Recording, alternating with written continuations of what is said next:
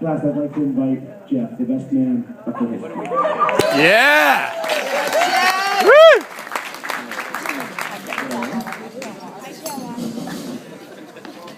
I guess it's on. Well, welcome everyone.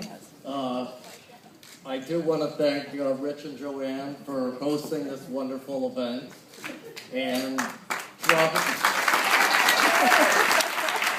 the most important part of my toast was I said it had to happen before tip-off tonight, before the Nick Pacer game. And I could say confidently, as many of you know, Robbie and I are big basketball fans, and my son Zach, and I just know the karma tonight with this wedding. I don't have to watch a minute of the Knick game to know that I'll be watching Game 7 on Monday night.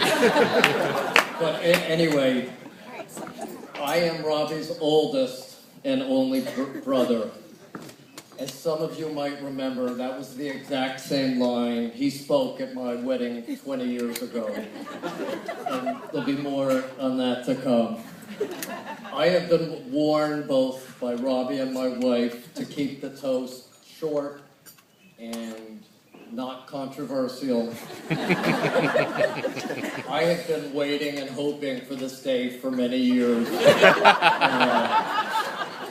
I look back in my life and I try to think of the happiest days in my life, and obviously 3 of them stand out. The day I was married, the day I had my first child, my daughter Eliza, and the day I had my son Zach.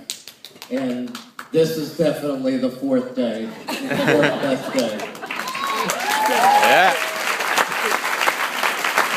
In particular, my 2 children, Eliza and Zach, are so thrilled. I cannot tell you how many times they have asked me, well, when is Uncle Robbie going to get married? I've had many different answers over the years, but always emphasized we were waiting for somebody like Annie. But I really didn't think that a real Annie even existed until I met her for the first time at a quiet Italian restaurant 3 summers ago. For those of us who are lucky to know Annie, what more can I say than she is marrying my brother? Just kidding. Annie is truly one of the most special people I have ever met. She is warm, funny, intelligent, and caring. She doesn't miss a beat. All of my friends who are here tonight adore her. Ever since Annie started visiting us in Fire Island for the past 3 summers, we have all developed such an amazing bond with Annie. She gets along with everyone, no matter what their age, their viewpoint, or bikini size. I truly feel blessed to have Annie as my sister-in-law. I'm very lucky that I now have 2 wonderful sister-in-laws. One can't give a toast at a wedding without making a little fun of the groom. Though most of my lines and themes have been taken from last night's rehearsal dinner, but I'll do my best not to be redundant. I've known Robbie for as long as we've been brothers. He has some special qualities, but along with those qualities, he has his fair share of, let's say, idiosyncrasies. Robbie always had a very, very special bond with 9 Wingate Drive, our childhood home. When my parents first tried to send him to sleepaway camp at 19 years old, Robbie wrote back that, if you love me, you will pick me up today. When he finally moved out of 9 Wingate Drive at the tender age of 25, he still used and held my dad's SO card, which is now known as Exxon.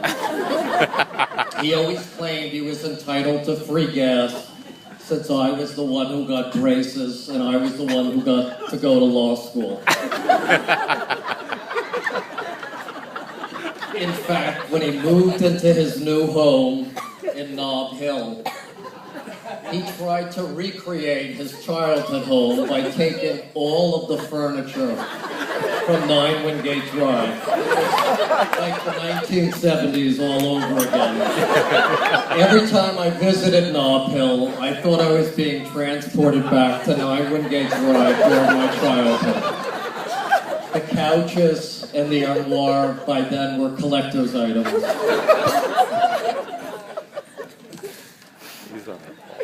As many of you know, Robbie was a stellar athlete at Livingston High School. He started on the varsity basketball team as a sophomore and played varsity baseball and football. I remember going to many of his games before I went off to college, but I always tried to keep up with his high school career. Even today, Robbie is one of the best pure shooters in his office. He has overcome a host of injuries, ailments, and fractures over the years. Most people have never heard of the bones, the ligaments, the tendons he has injured. As a student, he somehow miraculously managed to get good grades. I'm not sure what books he read as a kid, though he claims to have read books about Babe Ruth and Mickey Mantle. Even today, Robbie is an avid reader, finishing at least one of my good buddy Harlan Coben's mystery books in less than a full month. My daughter Eliza just finished one of Harlan's books while getting her nails done. But Robbie has been a terrific uncle to my children. He has come to many of Zach's basketball games and many of Eliza's dancing and acting performances. I've always been so happy that my kids have such a strong relationship with Uncle Robbie. In fact, my kids still brag to this day that Robbie has the biggest muscles of any uncle out there. And we all know that Robbie has a one-of-a-kind sense of humor. I guess he and I share that gene, though I would have to say my jokes are typically a little less crude, a little less bewildering than Robbie. But no matter where we are and who we are with, Robbie's sense of humor comes out. He has offended some, and he has endeared many with his wit and sarcasm. Yet, you may not realize this. Robbie is generally not fond of public speaking. He lost 5 pounds the week before my wedding, where he was my best man. In fact, he was so worried about his toast at my wedding that he was in the bathroom throughout most of the ceremony. But when his time came for his toast, the photographer and video guy were right there, waiting for the big event. But technology back then was not like it was today. When we finally received the video of his speech, even the videographer couldn't slow down the video enough to capture Rob's toast. All that could be seen today on the video was Robbie handing the microphone to the MC and sprinting away. His sprint was very similar to an incident that people reminisced last night, his famous sprint in Glacier National Park, which is now viral on YouTube, when his friends fooled him into thinking a grizzly bear was chasing him. As many of you know, it's a well-known joke that Robbie likes to live in what some refer to as his own little bubble. This bubble manifests itself in many ways, including his 25 years at 9 Wingate Drive. But with Annie, the bubble has definitely gotten a lot larger, and many of us believe it may even burst one day. Look around. Robbie has made so many new friends through Annie. He now has a dog. He actually walks the dog, though he definitely has serious issues cleaning up after her. Andy finally moved out of Essex County, out of Nob Hill, though now he's moving back. And he's been cited at movies, Broadway shows, concerts not featuring Bruce Springsteen, and even Europe.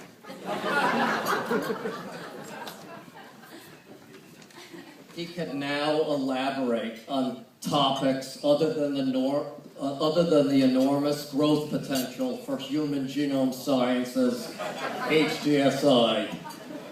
Perhaps he will soon recognize that Bill Maher, Jon Stewart, and Steve Colbert are comedians, not some liberal politicians. For this, we all owe to Annie.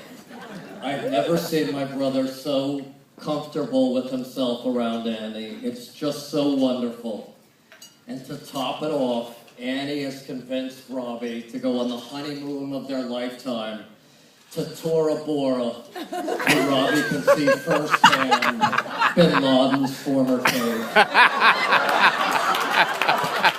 It's been great getting to know Annie's family. I can now see where she gets her charm and warmth.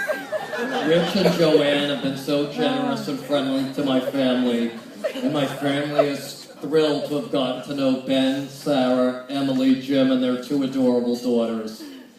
So I wish Robbie and Annie a wonderful life together. I wish them the best of luck in their new home in Short Hills. And most of all, I'm happy for my favorite brother. Not many siblings are as close as Robbie and me.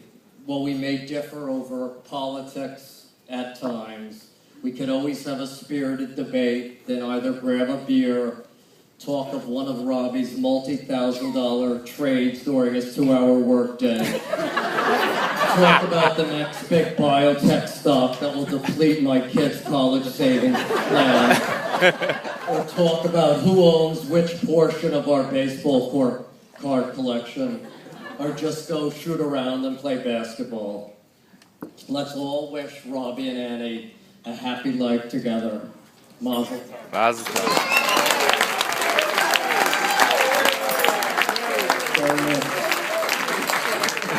What did you say?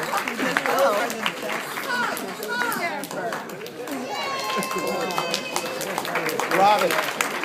There is Yeah, Jeff.